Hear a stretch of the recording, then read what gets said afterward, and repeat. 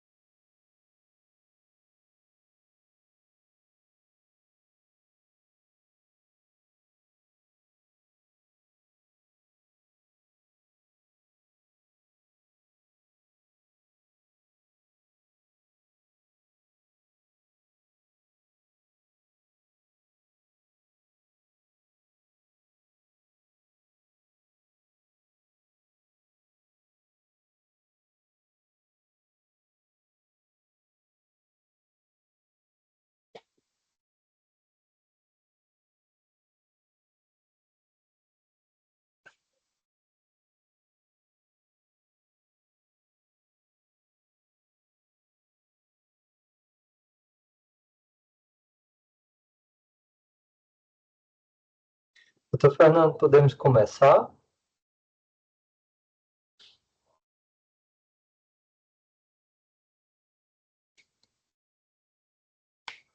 Oi, Sérgio, bom dia. Vamos iniciar. Eu não consegui abrir minha câmera, mas não tem problema. O Sérgio é médico do Serviço de Hematologia, do ambulatório de mieloma, junto com a doutora Jaqueline, também tem a doutora Germana, e a nossa proposta foi a atualização do nosso protocolo, né, de mieloma, tentando aí trazer para a realidade do SUS. Então, Sérgio, por favor. Bom dia a todos, né? Estou bastante feliz de poder apresentar, né, essa atualização aqui, que foi fruto de uma revisão bem extensa da literatura. E eu, como o doutor Fernando falou, o objetivo vai ser adaptar, né, para a realidade do SUS, mas eu também vou citar o que há de mais atual, né, a título também de formação dos residentes, né? Então, uma breve introdução, né? O mieloma múltiplo é uma neoplasia de células plasmocitárias, né, de plasmócitos, que são células maduras, então não tem um bloqueio de maturação nessa doença, né? Eles conseguem se diferenciar até um plasmócito diferente, por exemplo, de uma leucemia aguda, que tem esse bloqueio de maturação. E essa neoplasia ela é caracterizada por infiltração histológica por plasmócitos clonais, então vou ter ou uma infiltração da medula óssea por mais de 10% de plasmócitos clonais, ou um plasmocitoma ou ambos, né? Isso aí pelo menos um dos dois é um critério obrigatório. E eu também tenho que ter uma lesão definidora, que é o que a gente vai discutir mais na frente. A secreção de uma proteína monoclonal, ela é muito, muito frequente, e muitas vezes a investigação diagnóstica parte daí, né? Mas é importante lembrar que num paciente que tem as lesões definidoras, não é porque ele não tem uma proteína monoclonal que eu não devo prosseguir essa investigação, porque cerca de 3% dos casos são mieloma múltiplo não secretor, tá certo? Então, os critérios diagnósticos, como eu já antecipei, eu preciso de infiltração tecidual, então plasmocitoma extramedular ou mais de 10% de plasmócitos clonais na medula, o famoso CREB, né, que a gente tem hipercalcemia, lesão renal, anemia, lesões ósseas. A gente tem critérios, né, para cada um desses, então não é qualquer anemia que vai preencher critério. É muito comum a gente receber no ambulatório pacientes, às vezes, com hemoglobina de 11 e pouquinho e tal, que tem um pico monoclonal, isso não necessariamente é mieloma múltiplo. Eu preciso excluir outras causas de anemia também, isso é muito importante. E a gente também tem os marcadores, né, os biomarcadores, que anteriormente eles definiam um mieloma indolente de alto risco, mas dada, né, a grande chance de progredir para um mieloma sintomático, já desde 2014 foi incluído como definidores de mieloma também, que são mais de 60% de plasmócitos clonais na medula óssea, uma relação entre cadeias leves muito alterada, acima de 100, né? Então, tem uma cadeia envolvida mais de 100 vezes a quantidade, né, da não envolvida, só que ela precisa ser pelo menos mais do que 100 miligramas por decilitro. E eu tenho mais de uma lesão focal na ressonância de medula, tá certo? Esses são critérios definidores também. Mas, de toda forma, eu também preciso, né, da histologia. E também no protocolo eu cito outras gamopatias monoclonais, eu não vou me adentrar aqui, né, mas além do mieloma múltiplo, né, as discrasias plasmocitárias podem se manifestar de outras formas, como essas lesões precursoras, né, a monopatia, a gamopatia monoclonal de significado indeterminado. Eu também tenho gamopatias monoclonais de significado clínico, como a amiloidose, né, que é a mais conhecida. Também temos POEMS e a gamopatia monoclonal de significado renal. Aqui eu elenquei uma série de exames, né, que são muito importantes ao diagnóstico. Aqui eu vou frisar, né, que às vezes passa esquecido o esfregaço periférico para a gente avaliar a presença de plasmócitos circulantes, porque ele define, né, uma entidade que é mais agressiva, né, que é a leucemia plasmocitária, quando eu tenho mais que 5% de plasmócitos circulantes. Então, bioquímica geral, ureia, creatinina, sódio, potássio, cálcio, né, muito importante. Eletroforese de proteínas certas, imunofixação, e que eu não vou me adentrar a todos, né, porque uma lista não vale a pena a gente ficar decorando. Mas eu também preciso dos exames para a estratificação de risco, a beta-2 microglobulina LDH, certo? As sorologias, antes da gente iniciar a química. Lembrando que o mieloma múltiplo é muito característico de pacientes idosos, mas eu também posso ter pacientes mais jovens. Então, mulheres em idade fértil precisam do teste de gravidez, tá certo? Nos pacientes que têm programação de usar um anti-CD38, como daratumumab e isatuximab, esses medicamentos, eles interferem nos testes pré-transfusionais. Então, é muito importante a gente pedir uma fenotipagem eritrocitária para esses pacientes, para não atrapalhar futuras transfusões. Também temos exames de medula óssea, né, mielograma e a biópsia. A biópsia, ela é importante porque eu consigo ter, muitas vezes na mielograma vem diluído, e na biópsia de medula, esse fenômeno não acontece, né? E, além disso, eu consigo ver se o paciente tem uma reserva medular adequada. Né? Como são pacientes idosos, eu tenho até uma noção de que se ele aguenta uma quimioterapia de mais alta intensidade, né, se as citopenias são esperadas para ele ou não. Se o paciente tiver lesões suspeitas de plasmocitoma, também é importante realizar a biópsia. E nos pacientes que têm suspeita de amiloidose, a biópsia de coxinha adiposo como investigação inicial está indicada, né? A gente não parte logo direto para biopsiar órgão-alvo. Os exames de urina também são importantes. Eu peço sumário de urina, proteinúria de 24 horas, e a imunofixação a gente pede quando não foi identificado componente monoclonal sério. Os exames cardiológicos, né, são importantes até porque esses pacientes podem, né, ser encaminhados para transplante de medula, e por outros motivos também.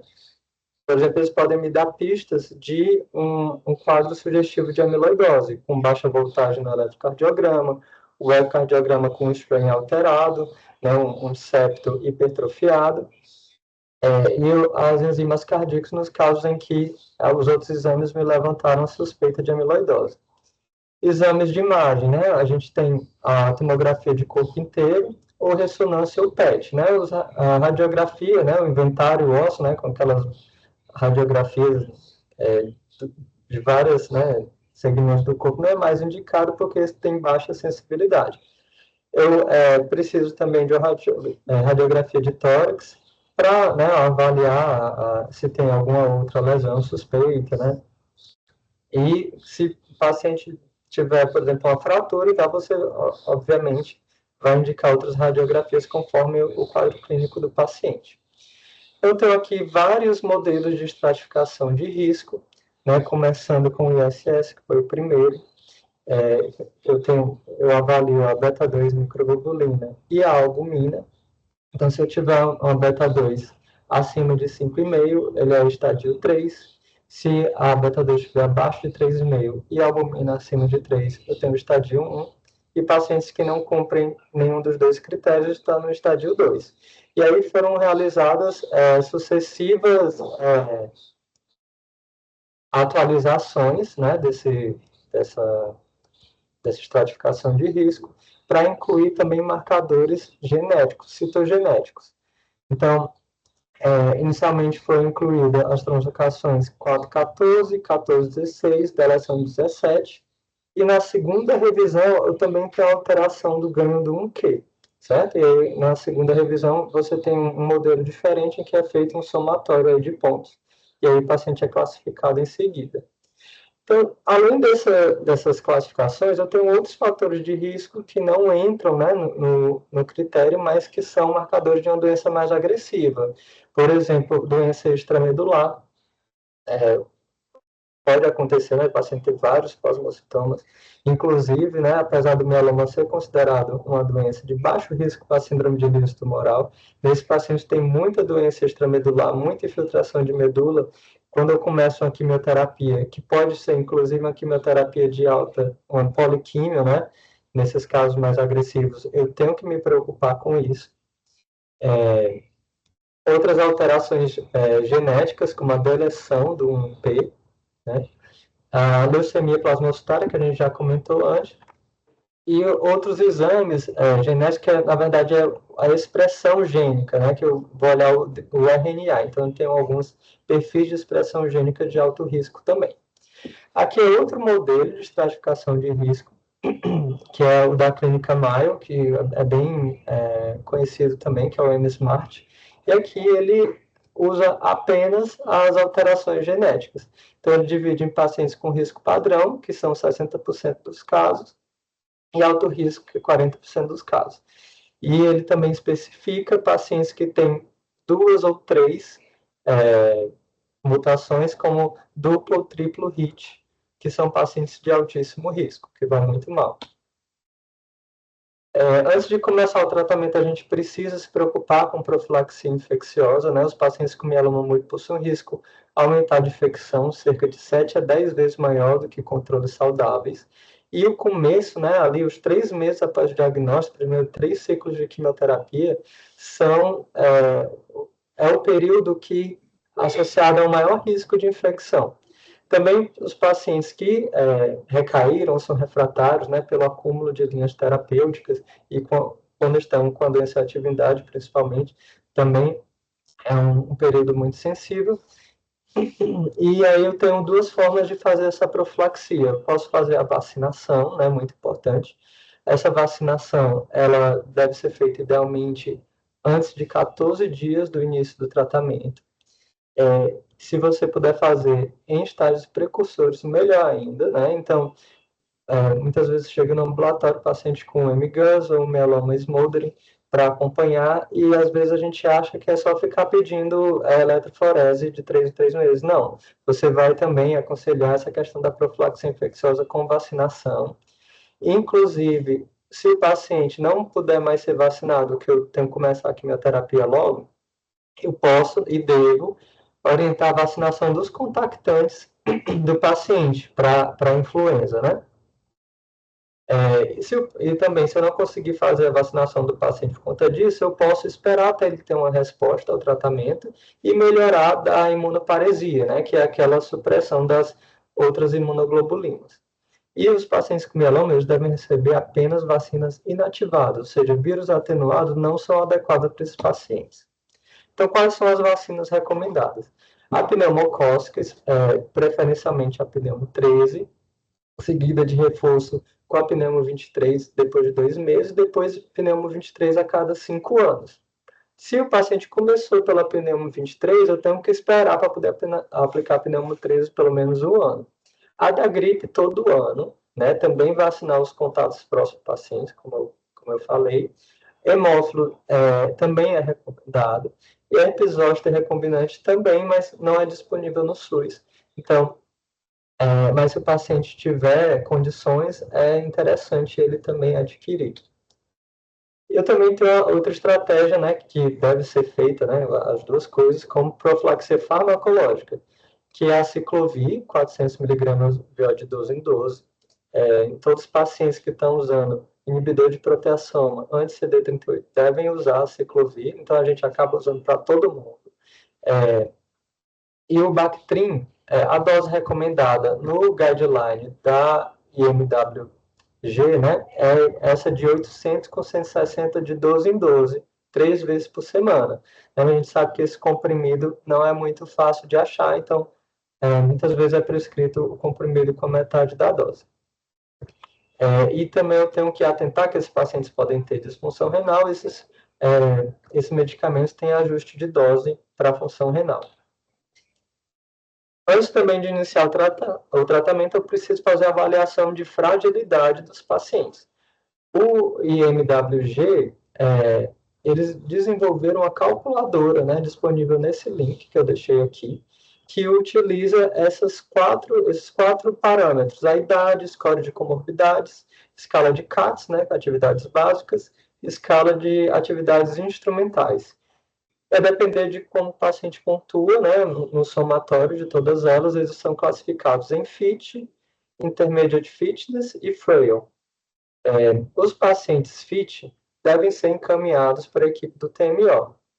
Os outros pacientes, eles podem ser reavaliados depois de 3, 4 ciclos, principalmente porque essa, vamos dizer, fragilidade, né, essa piora funcional, melhor dizendo, ela pode ter sido por conta da doença. Então, se eu tiver ali, depois de 3, 4 ciclos, uma resposta, eu posso reavaliar se esse paciente melhorou. Muitas vezes ele tem fratura, o diagnóstico, né? Então, tudo isso é levado em consideração e eu posso encaminhá-lo depois, posteriormente, para avaliação de elegibilidade ao transplante, né? Na verdade, assim, essa avaliação de fragilidade, ela foi pensada para pacientes inelegíveis. Então, eu teria uma avaliação primeiro, né, e depois eu faria essa avaliação de fragilidade nos inelegíveis. Como aqui muita, né, a fila para o transplante é muito grande e tal, e aí se a gente for encaminhar todo mundo logo de cara de mieloma para o transplante, ia ficar muita gente. Então, a gente bolou esse esquema, né, da gente fazer essa avaliação de fragilidade, os pacientes FITs vão ser encaminhados para o transplante, para a equipe do transplante para avaliar a elegibilidade. Quer falar alguma coisa? Enfim. E o que é que eu vou fazer também, né, além com esse score? Esse score, ele prediz tanto prognóstico como toxicidade. E, assim, uma utilidade muito prática dele é já um ajuste de dose de cara dos medicamentos. Então, eu coloquei aqui os medicamentos que são disponíveis no SUS e os seus ajustes de dose de acordo com a categoria de fragilidade dos pacientes, tá certo? E agora a gente vai começar a discutir quais os esquemas, né? Começando pela primeira linha para pacientes elegíveis. Então, por ordem cronológica, né, dos estudos mais atuais, a gente vai falar do Cassiopeia, que foi um estudo que randomizou, né, o daratumumab associado ao VTD contra somente o VTD. Então, eles fizeram uma terapia de indução e depois fizeram um transplante de medula óssea e depois uma terapia de consolidação com mais 2 ciclos, certo? Eu vou, inclusive, abrir um parêntese aqui, que é uma coisa para deixar padronizado, porque alguns pacientes nossos estão fazendo daratumumab, não em primeira linha, mas em segunda linha, né? E aí tem vários esquemas diferentes. Existe uma variação muito grande da prática clínica em relação à organização dos esquemas, mas a gente optou por padronizar que os pacientes com daratumumab, eles vão fazer a frequência de acordo com esses estudos aqui. Por exemplo, daratumumab, nos primeiros 2 ciclos, semanal, aí depois por 4 ciclos, né, que seria aqui na 3 e 4, e 5 e 6, né, no caso, ciclo 3 a 6, vai ser quinzenal, e depois disso, mensal, nos pacientes que vão fazer aí até a progressão, né? E também existe uma variação muito importante da prática em relação à dexametasona. Por exemplo, aqui eles dividiram em 2 dias, né? Você pode fazer num dia só. Tem outro estudo que eu vou mostrar mais na frente, fazia bloco de dexametasona, não é muito utilizado hoje em dia, porque pela tolerância e também pelo aumento do risco trombótico, né? Se fizer uma dose muito alta de dexametasona.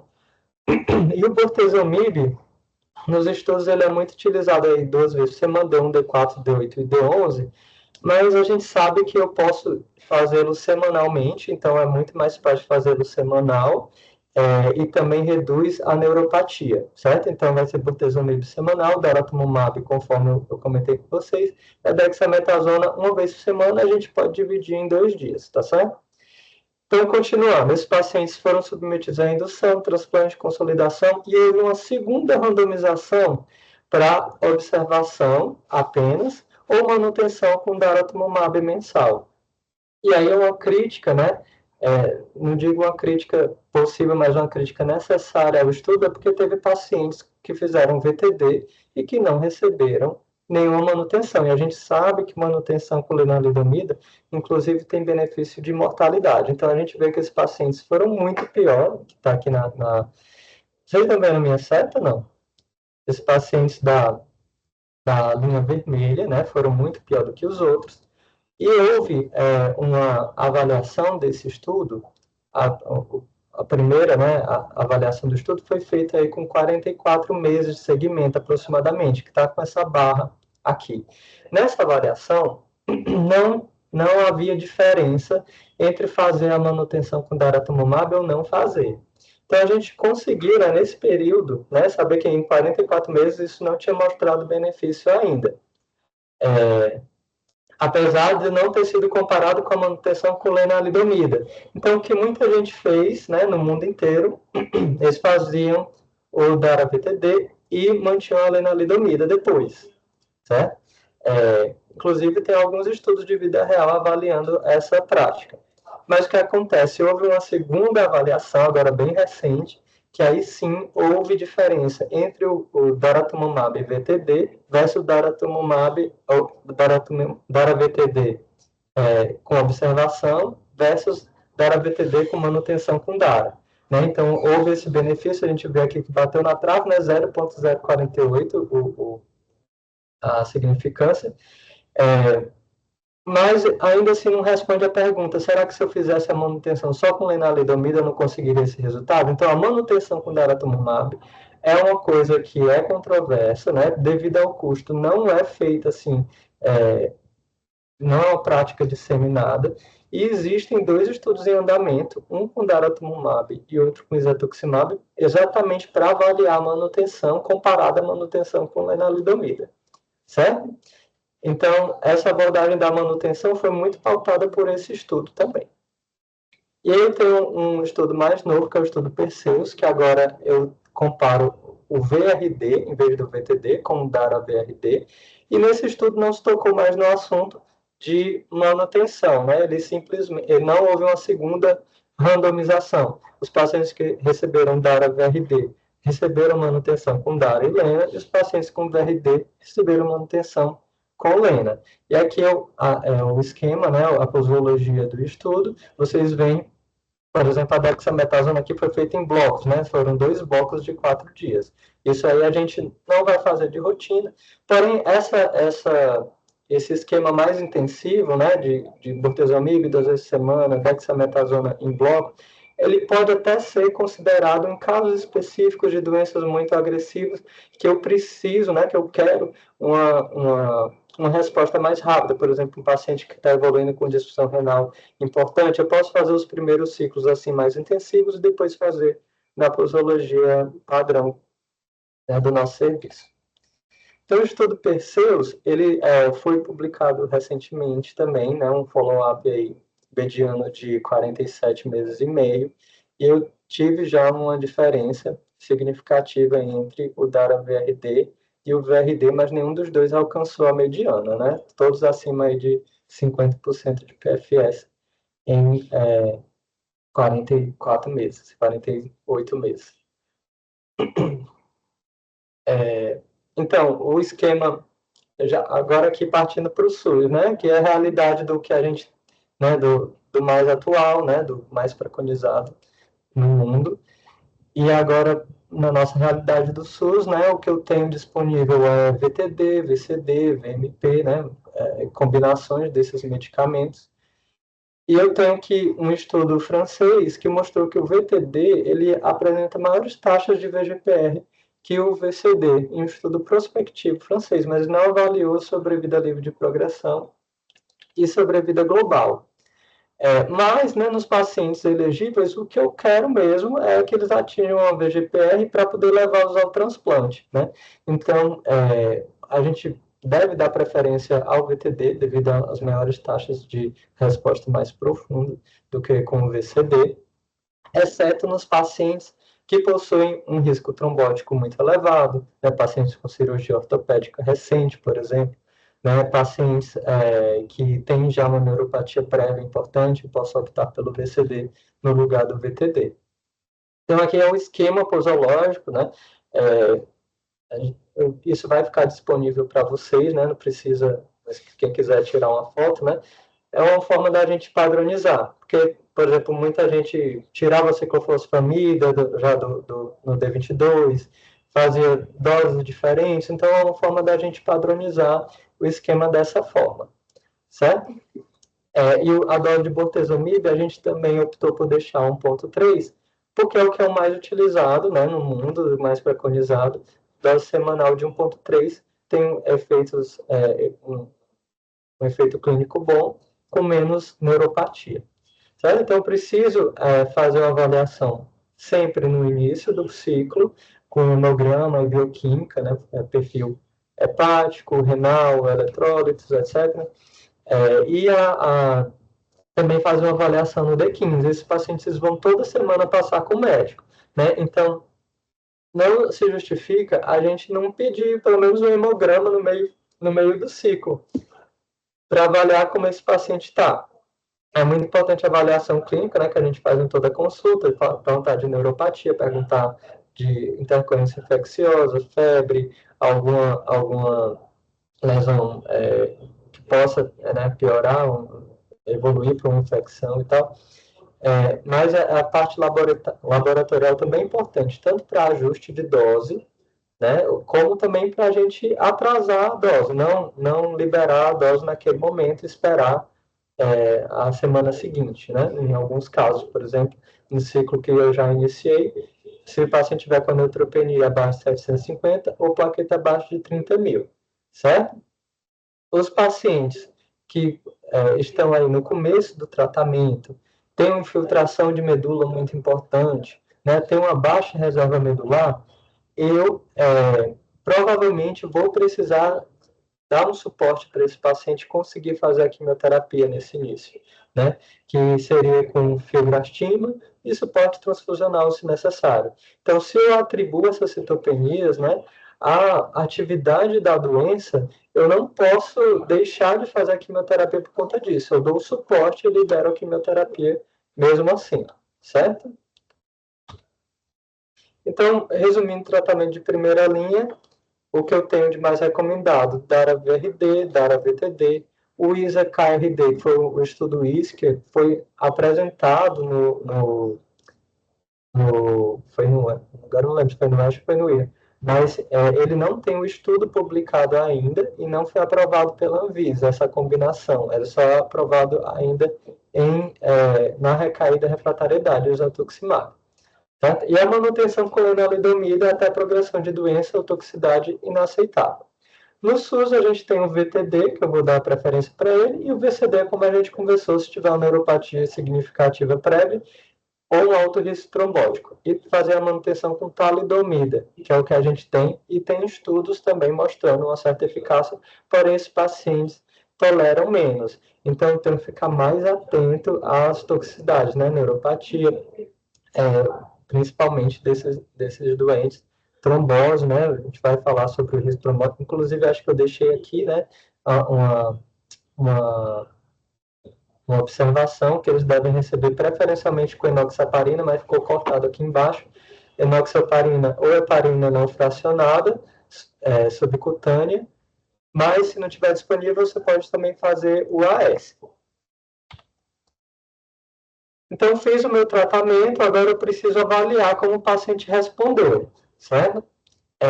E aí eu vou fazer essa avaliação de acordo com os critérios também da IMWG, que se o paciente tiver uma proteína monoclonal acima de 0,5 gramas por decilitro, eu posso fazer essa avaliação pelo pico monoclonal dele, certo?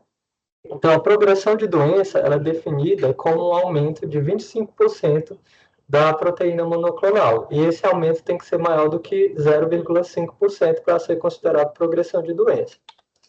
A doença estável é quando eu tenho uma variação da proteína monoclonal menor do que 25%. Resposta mínima, eu tenho uma redução entre 25% e 49%. Resposta parcial, a proteína monoclonal reduziu mais de 50%, porém menos que 90%. Eu tenho a resposta parcial muito boa, né, VGPR, que é a redução da proteína monoclonal acima de 90%. Se eu tiver a negativação, né, dessa proteína monoclonal na eletroforese, eu posso dizer que o paciente tem pelo menos um VGPR, mas eu precisaria, por exemplo, da imunofixação para poder dizer se o paciente está em resposta completa ou não. Imunofixação negativa, se eu fizer um free light, né, a relação de cadeias leves livres, e a biópsia de medula óssea, se eles estiverem normais, sem plasmas clonais e com a relação normal, eu digo que é uma resposta completa e estrita. E eu também tenho também a DRM, que pode ser por citometria de fluxo ou NGS. É muito importante, assim, isso é só um resumo do resumo, porque existem outros parâmetros também para avaliação de resposta, como a proteína monoclonal urinária, né, PET, no caso de doença óssea. Então, assim, para padronizar e facilitar o serviço, se o paciente tem uma proteína monoclonal sérica, a gente vai acompanhar por esse parâmetro. Né? Mas nos pacientes que não têm, por exemplo, ou têm uma proteína monoclonal abaixo de 0,5, aí eu preciso olhar com mais calma naquela tabela, né? Se a gente não tiver a relação de cadeias leves livres disponíveis, a gente vai partir para proteína, né, a eletroforese de proteínas urinárias de 24 horas. Então é importante, né, nos casos que não tem essa proteína pico monoclonal clássico, a gente olhar com mais atenção essa questão da avaliação de resposta. E agora já o paciente tratou, né, teve uma resposta, transplantou, fez manutenção, né, no paciente inelegível eu fiz 9 ciclos, eu posso até fazer 12 ciclos dependendo da resposta. E aí eu também, eu não falei do inelegível. Enfim, aí no inelegível eu faço 9 a 12 ciclos e eu também posso fazer manutenção. Não é tão bem estabelecida como no paciente que fez transplante de medula, né? Mas é recomendada, por exemplo, naquela revisão do Racho Kumar de 2024, ele recomenda fazer manutenção também nos inelegíveis. Então, o paciente tratou, teve uma resposta, eu fico em acompanhamento. E aí, por exemplo, o paciente pode ter uma recaída bioquímica apenas, e não uma recaída sintomática. Não é toda recaída bioquímica que eu vou precisar tratar. Então, existem alguns parâmetros para identificar a recaída bioquímica de alto risco.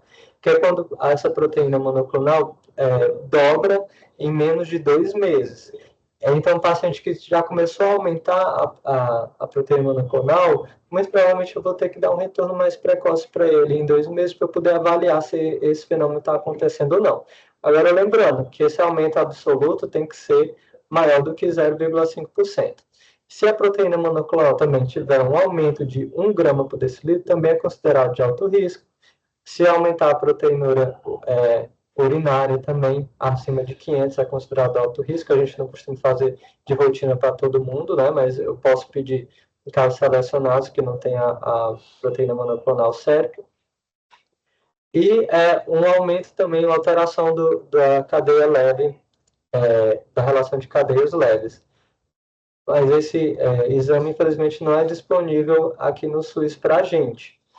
Então, a gente não consegue pedir, né? Se a gente for priorizar, a gente vai priorizar os pacientes que estão em tratamento do que esses pacientes que estão em segmento, certo? E também tem que monitorar esses pacientes para sintomas, né? Recair sintomáticos. Então, surgimento, né? Ou mudança no padrão de uma dor óssea, surgimento de anemia, né? Também a hipercalcemia, que você vai pedir nos exames para acompanhar, tudo isso também deve suscitar uma nova avaliação da atividade de doença e uma indicação de novo tratamento. Então, na recaída, a gente precisa, né, ter esse conceito de diferenciar se o paciente ele é apenas exposto ao medicamento ou se ele é realmente considerado refratário. Então, historicamente, a definição do IMWG para refratariedade é quando o paciente apresenta uma progressão em até 60 dias, né? Ou durante o uso, ou em até 60 dias depois da última dose.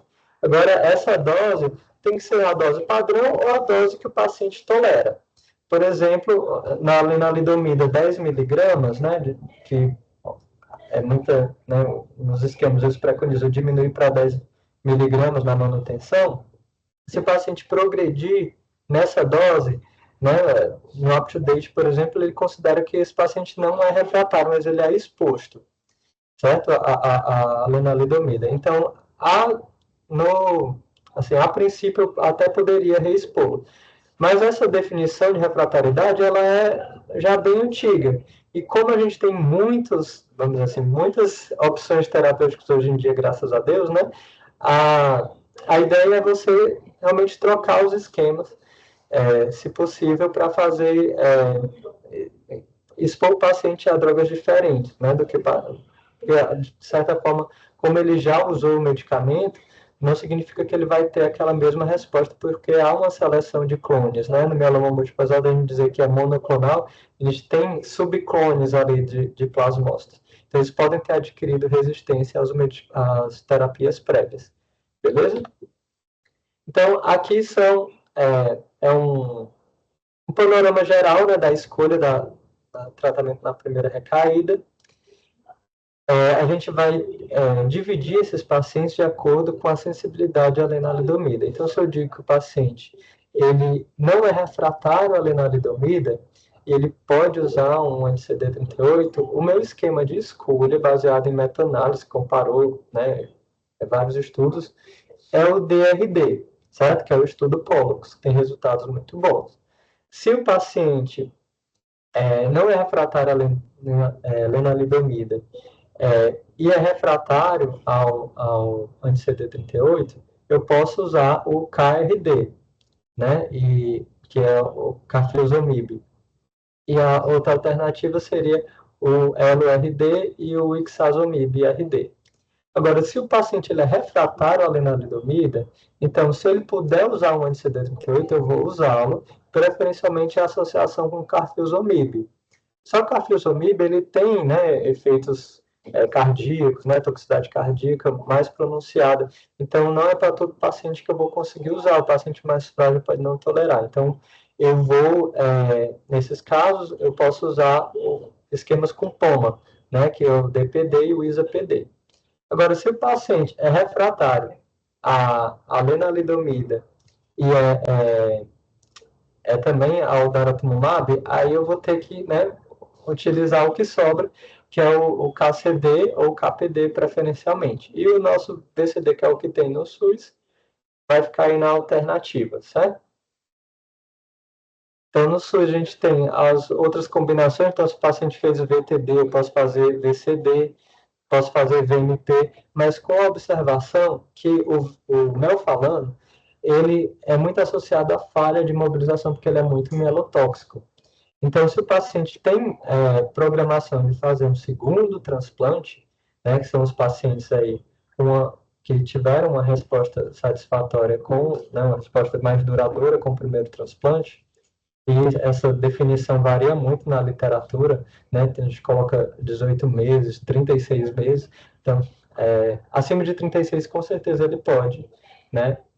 Entre 18 e 36, a gente viu que teria benefício, tem dados não publicados aqui da instituição, mas preferencialmente acima de 24 meses. Então, se o paciente vai ser exposto, né, vai fazer um TMO autônomo novamente, eu prefiro não fazer o melfalano pelo risco de falha de mobilização. Então, aqui complementando o VMP, que ele não é a primeira linha, né, mas pode ser usado em segunda linha. Aqui é o esquema terapêutico dele. Nesse caso, o melfalano e prednisona são feitos só até o quarto dia do ciclo. E depois o paciente fica fazendo bortezomib uma vez por semana, por 4 semanas. Só que, diferente dos outros esquemas, eu ciclo, né, a cada 5 semanas, pelo menos. Mas eu posso até atrasar mais isso, se for o caso de um paciente muito frágil. E agora, o tratamento na segunda recaída. Nesse caso da segunda recaída, aí a situação vai ficando mais crítica, né? Porque muitos pacientes que já usaram inibidor, o anti-CD38, já utilizaram imunomodulador, inibidor de proteasoma, né? Esses pacientes vão ter um prognóstico cada vez pior a cada recaída. E aí a gente tem um conceito, que é o conceito de atrito. Eu não posso guardar, vamos dizer, o que eu tenho de melhor para depois, porque muitos pacientes podem ser perdidos, podem falecer nessa transição de um tratamento para o outro. Eles podem não chegar a receber a linha subsequente. Então,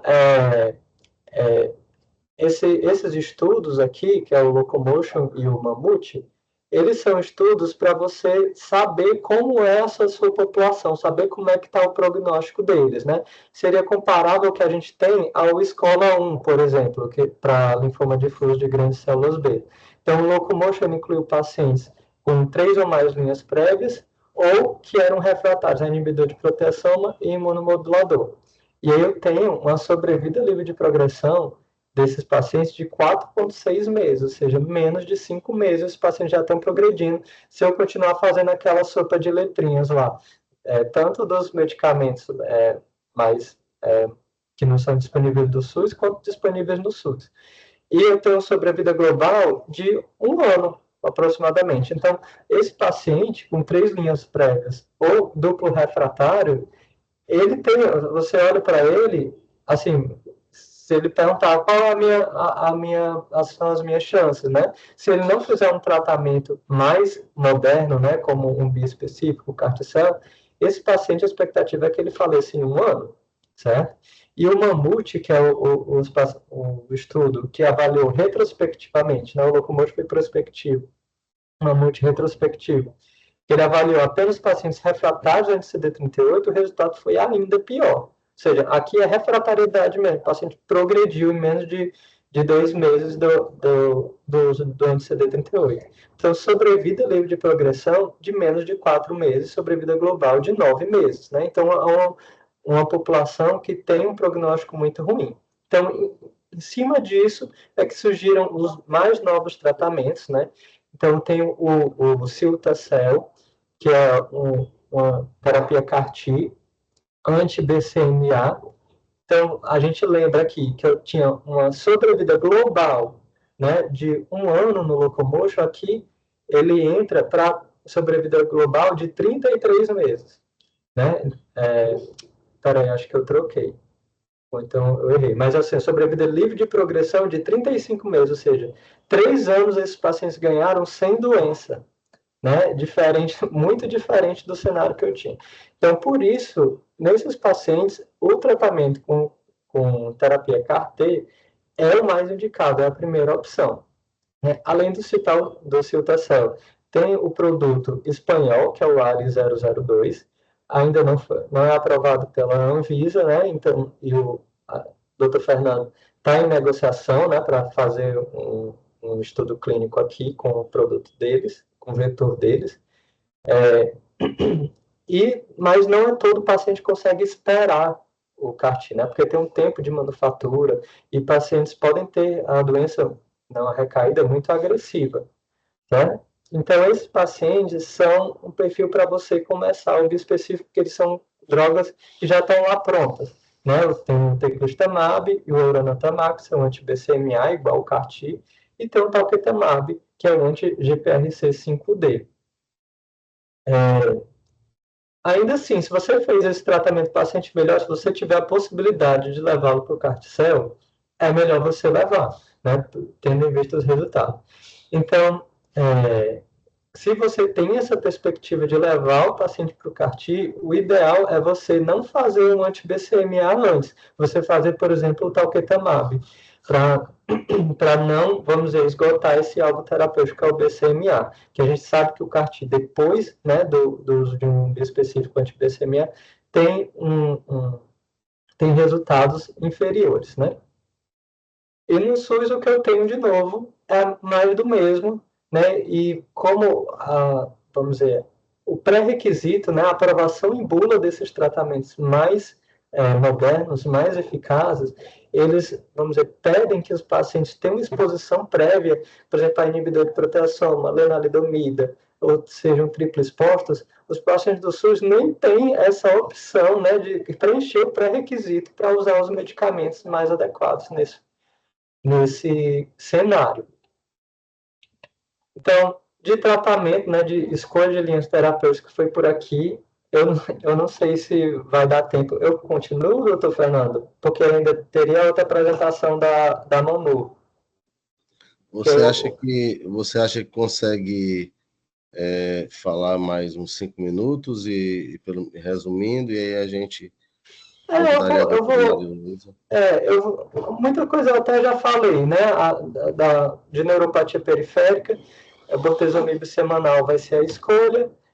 Os pacientes com neuropatia com bortezomib, eles geralmente desenvolvem, né? Quase todos, na verdade, vão desenvolver até o quinto, sexto ciclo. Você vê que depois do oitavo ciclo, praticamente ninguém desenvolve neuropatia com bortezomib. E é uma neuropatia reversível. Se você fizer ajuste de dose, suspender, em 3 meses, na mediana de 3 meses, os pacientes costumam melhorar. E aqui é uma tabelinha, né? Eu não vou especificar cada um, para a gente fazer esse ajuste de dose do bortezomib para a neuropatia. E é muito importante avaliar se o paciente tem neuropatia prévia ao tratamento, para evitar reduções desnecessárias de dose, né? Que não é atribuída ao tratamento. A neuropatia da talidomida, na dose que a gente preconiza, ela é mais tardia, né? Mas como ela pode levar a sequelas irreversíveis em uma maior frequência que o bortezomib, eu preciso me atentar de fazer redução, por exemplo, a partir do sexto ciclo, quando eu não espero mais que surja uma neuropatia, uma nova neuropatia por bortezomib, né? Então, a neuropatia que surge aí depois do sexto ciclo, eu vou reduzir a dose de talidomida, e se eu tiver neuropatia motora em qualquer momento, que é mais comum com a talidomida, eu tenho que suspender e trocar por ciclofosfamida, tá certo? A doença óssea, o manejo da doença óssea, né, com bifosfonato.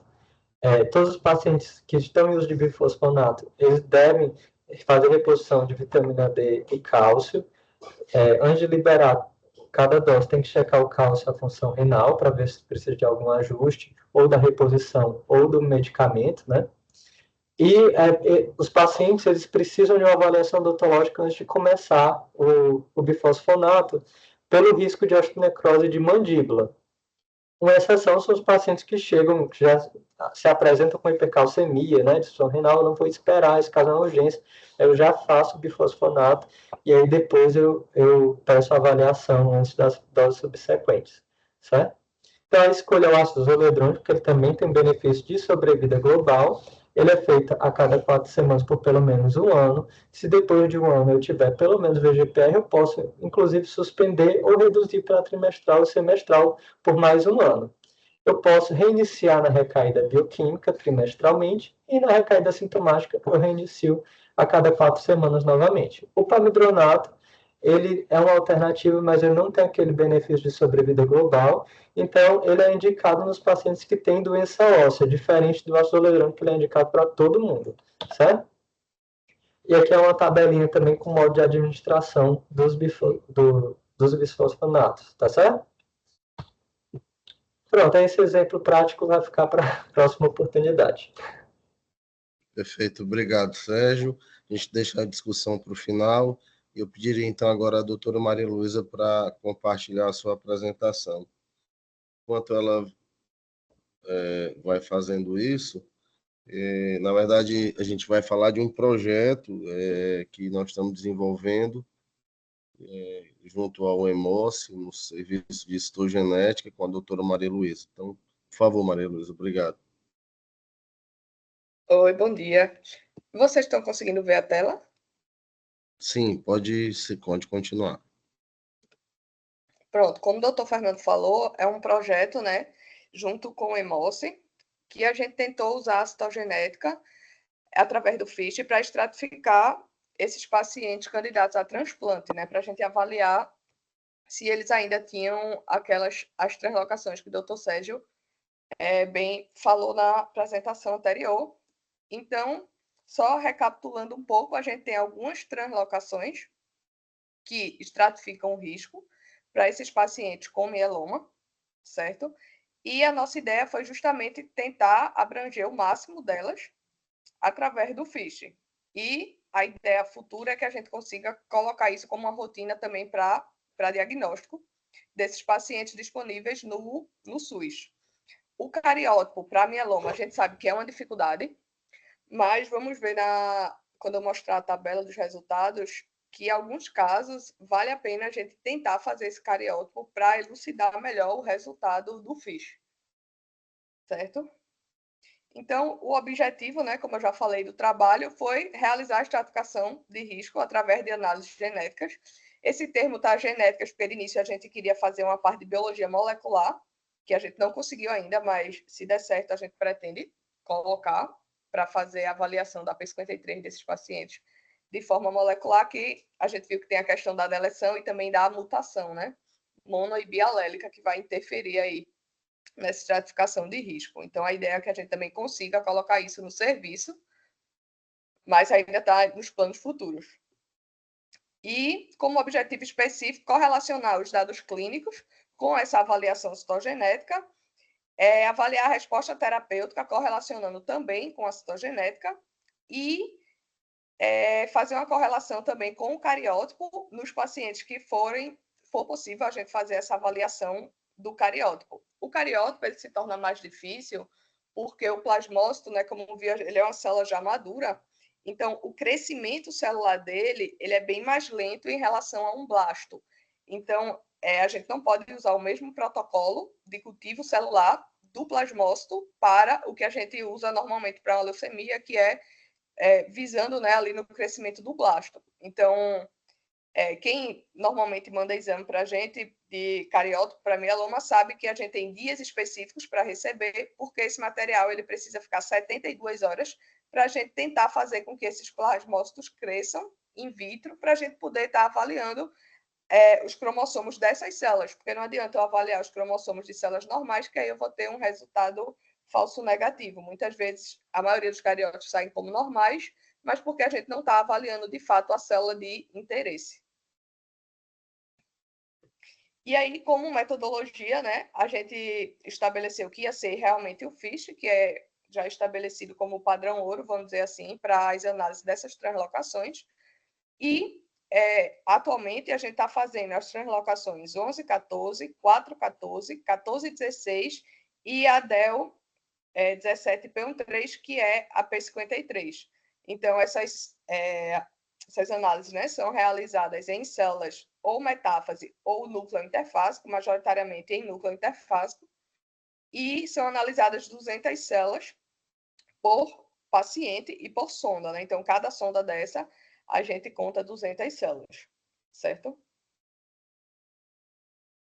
E aí, como resultado parcial, até agora nós fizemos a análise de 20 pacientes.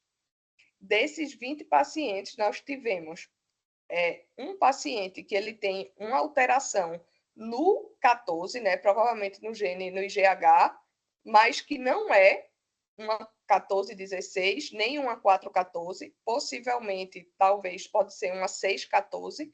Então, nesse caso aqui, é interessante realizar o cariótipo. Esse paciente, inclusive, está em análise com a gente, o cariótipo, para ver se é uma alteração que a gente consegue ver.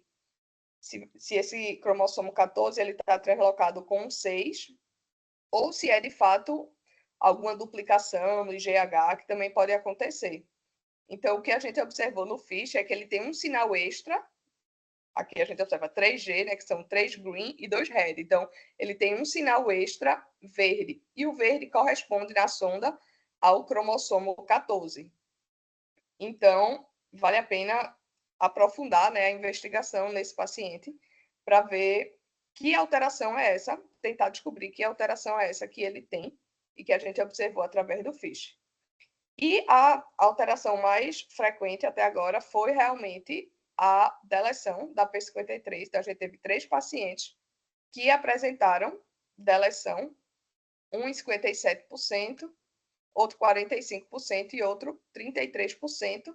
O que, se a gente for pensar que é uma alteração de alto risco, faz sentido que seja a alteração que a gente ainda encontre depois desse paciente já ter passado por um ciclo de terapêutico, né? E está nessa fase pré-transplante. Temos aqui algumas observações que a gente, no FISH, observamos que 2 pacientes apresentam clones pequenos hiperdiploides, ou, nesse outro caso, tetraploide.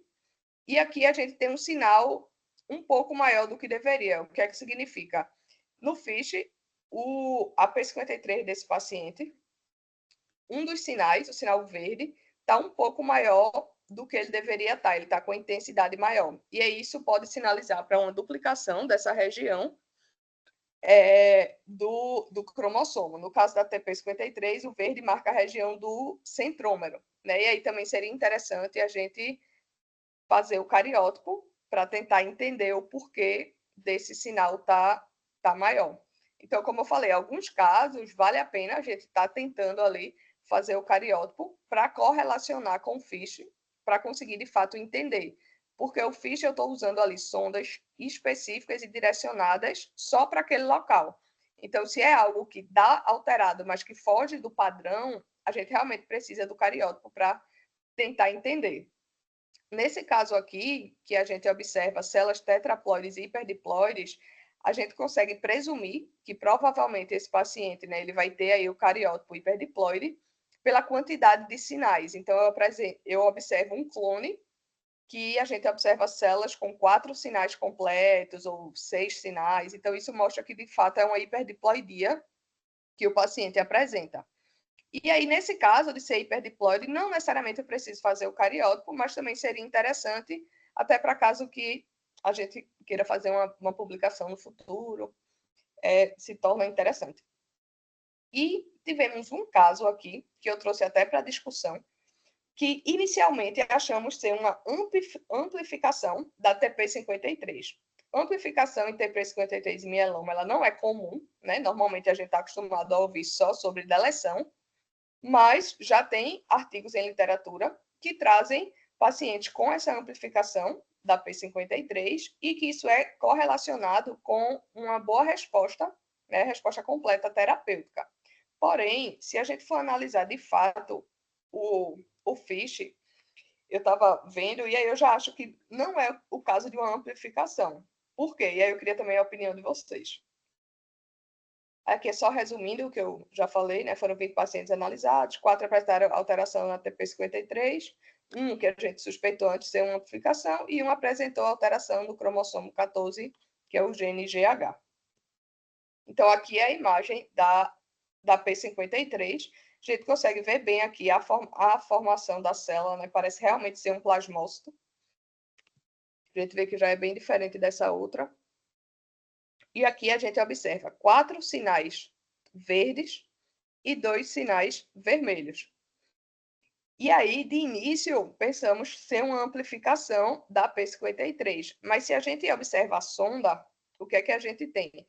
Que o sinal verde corresponde à região do centrômero do cromossomo 17 e não à região, de fato, da P53.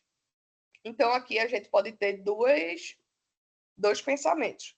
Que a gente tem esse plasmócito aqui, né? Ele tem o dobro de células, e aí ele vai ter um cromossomo 17 normal, que ele tem o centrômero e a região P53, e vai ter um 17 com a deleção da P53, porque só tem o sinal verde, o outro cromossomo 17 normal e um outro com a deleção. Então, seria uma célula tetraploide com deleção de P53 completa, né? Nos 2 cromossomos 17.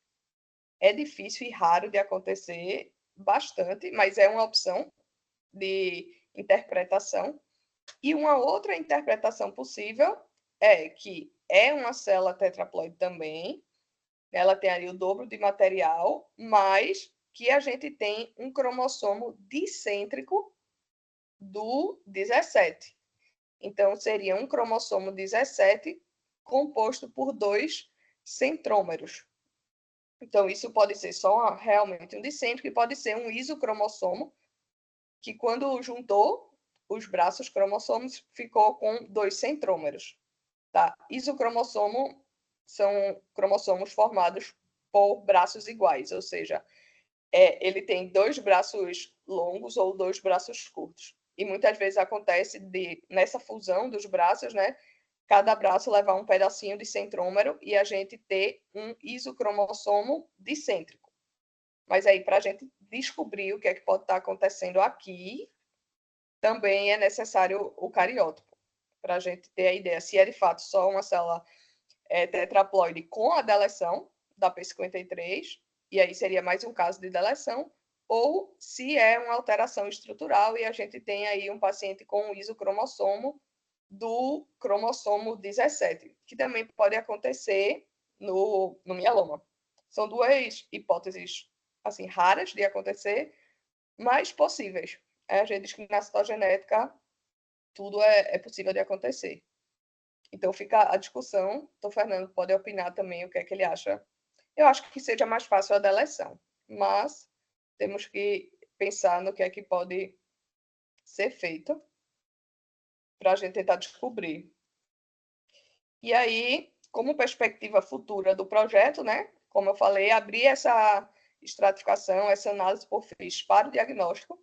E aí eu vou atualizar em primeira mão que isso já vai acontecer, tá? A gente vai estar disponibilizando assim que a sonda chegar. Já foi feita a compra, acredito que em outubro.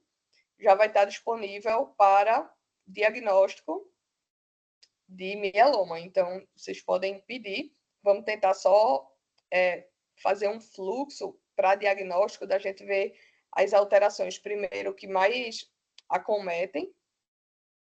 E aí, caso não dê positivo, a gente passe por um segundo passo para uma outra grama de sondas, né? E de translocações. Porque se a gente for fazer todas as translocações para diagnóstico nos pacientes, vai ser muito fixe para fazer. E muito gasto de sonda também. Então, a ideia seria a gente pensar num fluxo inicial para diagnóstico. Vamos pedir primeiro a 414 e a P53, que são as duas mais importantes, e aí depois a gente estratifica para as outras, se precisar, se der negativo. Certo? Outra perspectiva, como falei, correlacionar os achados com o cariótipo. Então, esses pacientes que deram alterados, eu vou já tentar realmente fazer o cariótipo deles. Não precisa de nova coleta, o mesmo material que eu incubei para fazer o FISH, eu vou poder pegar para tentar fazer o cariótipo. A dificuldade vai ser o crescimento, se a gente teve ou não um crescimento de metáfase, né? Porque ainda é uma dificuldade, mas vamos tentar. E eu não coloquei aqui, mas a gente pode até acrescentar como perspectiva futura, incluir as sondas, né? Para duplicação Q e a deleção P, que eu vi que tem fator, né, prognóstico né, na estratificação de risco, elas pontuam, e a gente pode tentar conseguir a sonda também para incluir no rol de exames disponíveis pelo EMOSSE para esses pacientes. Então, de forma geral, é basicamente isso, o projeto que a gente começou a fazer, né, está caminhando. Acredito que está caminhando bem, conseguimos fazer um N até bom, de 20 pacientes, tendo em consideração que são 4 sondas por paciente, então, querendo ou não, é muito exame que a gente faz. E tivemos até bons resultados e conseguimos, acho que o principal, né, que é disponibilizar isso para o paciente, é trazer o exame como uma ferramenta aí para esse paciente no SUS. E eu acho que o principal objetivo ele foi alcançado. É isso. Obrigada. Tá, obrigado, Maria Luísa. Obrigado, Sérgio. Eu acho que é importante aí seguir com relação específica, vamos começar pelos comentários da Maria Luísa, que eu acho que já fica mais atualizado. Primeiro, é curioso, né, que predominou as alterações do P53, né, Malu, permita que eu lhe chame assim, e em detrimento das outras, né? Você tem alguma explicação para isso? Doutor, eu acredito que a P53, né, ela é uma alteração que ela mexe bastante com todo o ciclo celular, a diferenciação.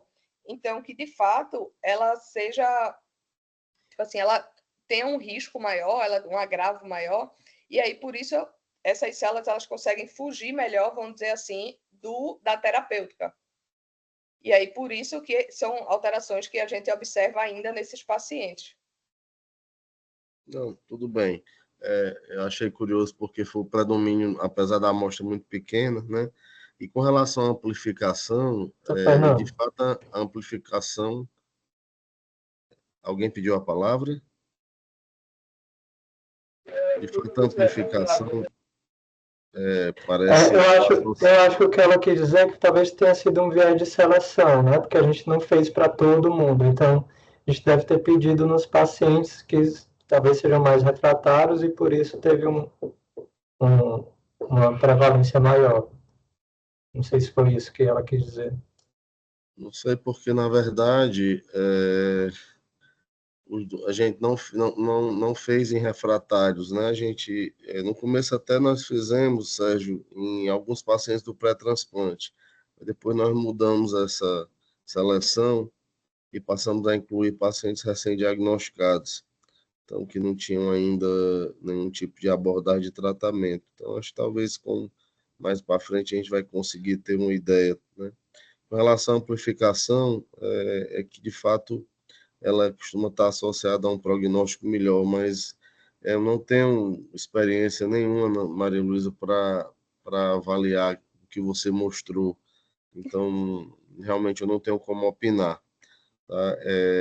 Mas, de todo modo, lhe agradeço muito o seu trabalho e eu acho que é fundamental determinar esse algoritmo de solicitação para que não haja desperdício, tá? Então, vamos botar isso no papel e vamos divulgar isso no serviço como um todo. Com relação à apresentação do Sérgio, muito obrigado, Maria Luísa, foi excelente. E a sua apresentação, Sérgio, também foi muito boa e é muito importante. Eu acho que você chamou a atenção a um aspecto muito importante, que é o evento definidor de tratamento, né? Então, acho que tem que ser um sinal de alerta para nós todos, às vezes de pessoas que têm só uma gamopatia e que não tem mieloma, ou mesmo tem um smoldering, e às vezes não carecem de tratamento, então precisa ficar atento a isso. Me chamou a atenção, uma das definições que você colocou, que o conceito de remissão completa e estrita, além do free light, você coloca a necessidade da biópsia de medula óssea. Ela realmente é necessária, porque a gente não faz, né, Sérgio? Na reavaliação. Não é feita no geral, mas para evitar, né, um exame invasivo desnecessário. Então, assim, tem muito, por exemplo, o VGPR, se for olhar a definição, além da redução, né, eu tenho que ter uma proteína monoclonal na urina menor do que 200 miligramas. Isso é, assim, quase não é feito, né? Assim, não, em vários lugares, pela questão prática mesmo, né? Então, acho que a gente entendi. pode padronizar a avaliação pela proteína monoclonal sérica, e nos casos em que a gente achar que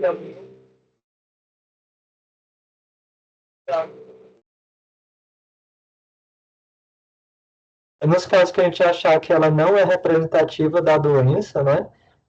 Notadamente quando ela for menor do que 0,5 gramas por decilitro, mas também pode individualizar, a gente pode pedir essas outras avaliações também.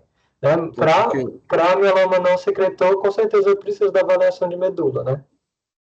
Sem dúvida, mas eu acho que quando você tem acesso ao free light e aí ele está normal depois que você trata, eu acho que assim, a gente acaba não fazendo biópsia de medula óssea, né?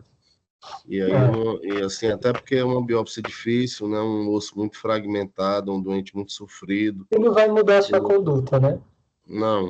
Então, Não mas eu me reporto especificamente ao conceito de remissão completa estrita, que a minha pergunta é bem objetiva. Você tendo acesso ao free light e ele estando normal, você pode dizer que o doente está em remissão completa estrita? Essa é ou obrigatoriamente teria que ter a biópsia de medula para você colocar isso, entendeu? Então, acho que isso tem que ficar claro no nosso protocolo. Eu acho que a gente pode, então, tirar isso do nosso protocolo, mas pelos critérios lá da IMWG, precisaria sim. Mas eu acho que isso não. Deixar uma ressalva, né? Que existe isso, mas que na prática isso não tem uma viabilidade, né? Eu acho que isso precisa ficar bem claro, entendeu? Sim, então, sim. na verdade, era mais esses comentários, agradecer a vocês todos, pedir desculpa, porque passamos aí um pouquinho do nosso horário, mas hoje era um dia muito importante, que a gente precisava ouvir o Sérgio e a Maria Luísa, porque são coisas que se complementam, tá? Então, muito só fazer obrigado. um comentário rápido. Pode porque falar. eu acho que eu passei muito rápido o slide da primeira linha dos inelegíveis, né? Aí eu só fazer um comentário rápido, que assim, nos pacientes inelegíveis, a terapia quádrupla também está sendo estudada, né? Primeiramente foi feito o DARA-VMP, mas ele não é muito utilizado, porque o DRD já foi superior, né? O estudo Maia.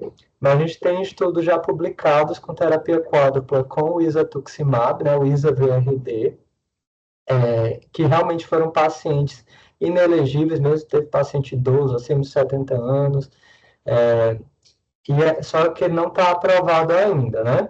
E a gente tem o estudo Cefeus, que ainda vai ser apresentado, inclusive, acredito que essa semana, no congresso lá no IMS. Então, a gente vai ver qual foi o resultado do DARA-VRD também para os na verdade, não é inelegível. Nesse estudo do Cefeus, foi para pacientes que o transplante não foi preconizado de cara. Né? E aí isso pode comprometer um pouco, dar um viés de seleção, né? Por conta por exemplo, pacientes com recusa ao transplante já poderiam ser incluídos nesse estudo, né? Do DARA. Então, vai ser muito interessante a gente ver como vai ser a população deles, para a gente poder chegar à conclusão da terapia quádrupla pro inelegível. Além disso, já teve também um estudo espanhol com DARA-KRD, que aí parece que a terapia quádrupla com carfilzomib bem primeira linha para inelegível não é uma opção boa, porque aumentou a mortalidade. Eles morriam com DRM negativa. Então, a gente vai ter que selecionar bem quem são os nossos doentes, né, inelegíveis que podem fazer terapia quádrupla, porque a gente também tem um tratamento, né, o estudo MAD-DRD tem resposta muito boa, né, e até o VRD também é uma opção muito boa também para esses doentes. Então, a gente vai ter que selecionar melhor em quem que pode fazer terapia quádrupla. Perfeito. Eu agradeço, Sérgio. A gente vai voltar a discutir esse assunto em outra oportunidade, tá certo? Uma boa semana para todos. Obrigado, pessoal. Tchau, tchau. Até mais.